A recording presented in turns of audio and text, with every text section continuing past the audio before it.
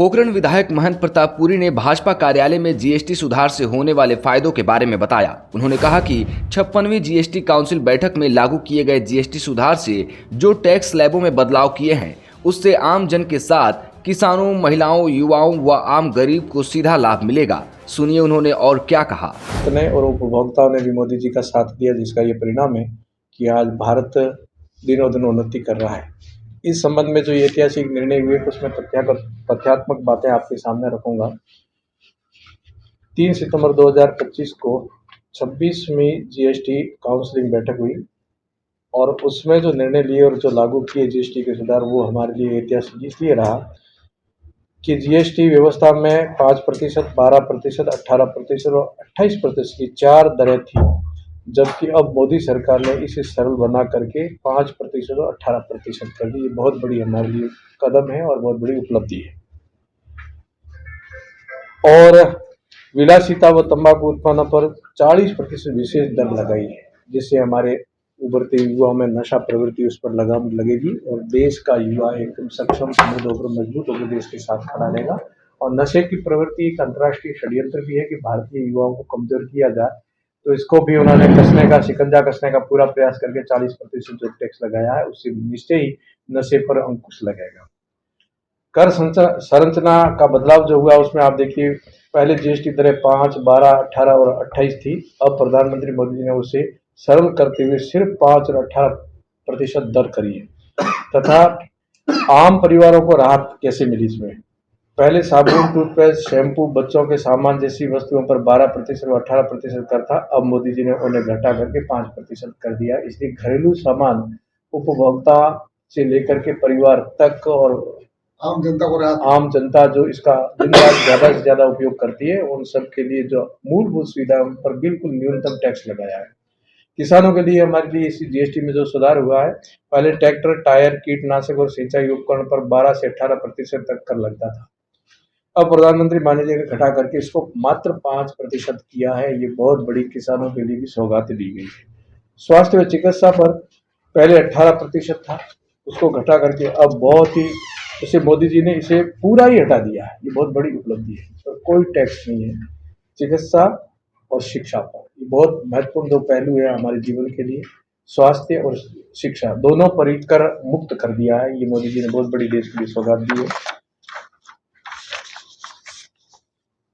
इस प्रकार कॉपियां, पेंसिल, नोटबुक जैसी शिक्षा सामग्री पर 12 तक था, उसको बिल्कुल शून्य कर दिया है। और मेडिसिन तक भी आगे। वाहन क्षेत्र में पहले कार और बाइक पर 18% था, उसको घटा करके मोदी जी ने 10% कर दिया है।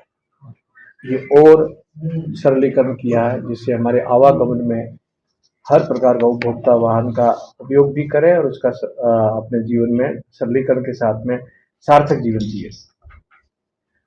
विलासिता व तंबाकू उत्पादन पर उन्होंने मोदी जी ने जो 40% लगाया है, ये बहुत बड़ी उपलब्धि है, क्योंकि पहले ऐसा नहीं था।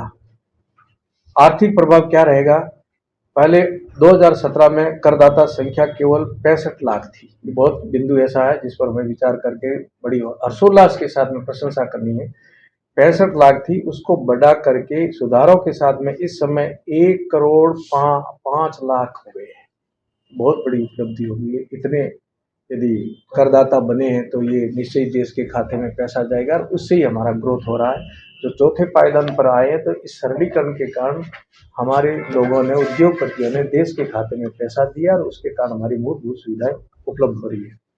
पहले जीएसटी संग्रह लगभग 11 लाख करोड़ तक था और 2024-25 में ये बढ़कर 22 लाख करोड़ हो गया है।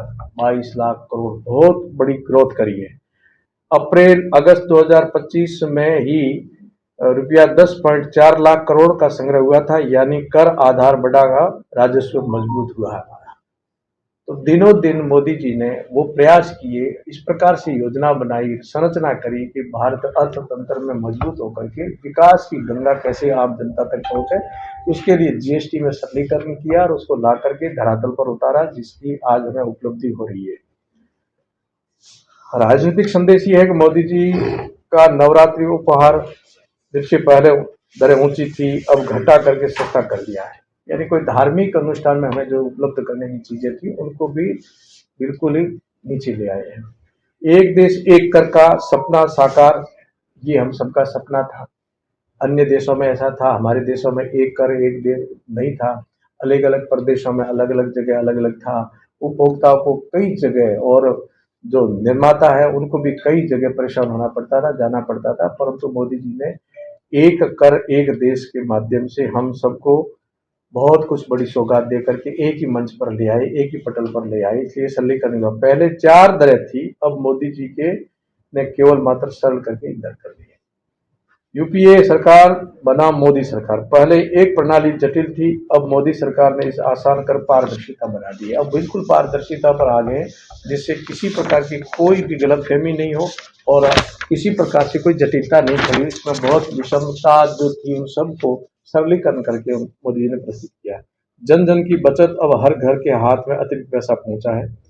अतः आप सबके माध्यम से, प्रेस के माध्यम से ये हम आपसे निवेदन करना चाहते हैं कि मोदी जी का इतना अच्छा जो कदम उठा है वो देश की जनता के लिए, हम सब के लिए सौगात है और इसका लाभ भी लें, इसके लिए हम प्रशंसा करें। आज मोदी जी का जन्मदिन है और ये बहुत बड़ा सौगात जो दी है, इसलिए हम सब लोग मोदी जी के जीवन के लिए शुभकामना करेंगे। इसी प्रकार देश की उत्तरोत्तर उन्नति करने में आपका बहुत बड़ा योगदान रहा, आगे भी रहेंगे और यही आशा रखते हुए हम लोग पुनः मोदी जी को धन्यवाद देंगे, पूरे भारत के नागरिक, कि आपने जीएसटी में जो सरलीकरण किया, जीएसटी ला करके हम सबके लिए आपने बहुत बड़ी उपलब्धि दिलाई, देश के अर्थतंत्र को आपने मजबूत करने में योगदान दिया। इसके लिए हम सब लोग पोकरण के हमारे जितने भी मेरे पास हमारे जिला अध्यक्ष जी विराजे, हमारे प्रधान साहब विराजे हैं, हमारे संगठन के अन्य पदाधिकारी संतोष जी विराजे जितने बैठे हैं, हम सब और पर्दे के पीछे और पर्दे के सामने जितने भी हमारे भारतीय जनता पार्टी के कार्यकर्ता और पोकरण की जनता है, तो आपके माध्यम से मोदी जी को